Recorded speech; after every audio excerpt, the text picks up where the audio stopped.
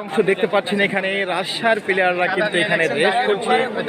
গুলিকে দেখতে পাচ্ছেন, আসলে গুলি একটি দুর্ভাগ্যক্রমে গোল হয়ে গেছে। আসলে খুব ভালো একজন গুলি, আসলে ওখানে পা পিছলে যায় কিন্তু গোল দিতে পারে নাই, সেই দুঃখ।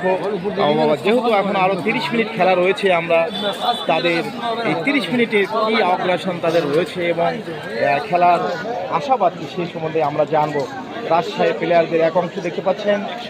আজকের খেলা আপনাদের কেমন লাগছে এবং মাঠের পরিস্থিতি সম্বন্ধে কিছু বলেন। মাঠ খারাপ, খেলা মাঠ খারাপ কেমন লাগছে?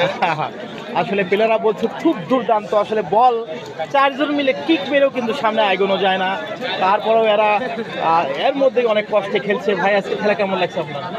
খুব ভালো আর খুব কষ্ট ভাই, খুব কষ্ট, কিক মারলে এগোতে চায় না। 6 জন লাগবে একটা বল। আসলে আসলে সবাই কিন্তু ঘেমে গেছে বৃষ্টির মধ্যেও। আসলে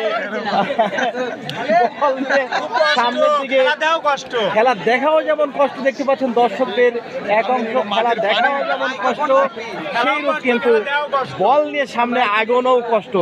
এখানে আর এক ভাই বৃষ্টির মধ্যে খালি গ্লাস গ্লাস পানি খাচ্ছে, অলরেডি গোল কিন্তু তারা একটা খেয়েছে। তাও আমি জানতে চাও কি নাম আপনার?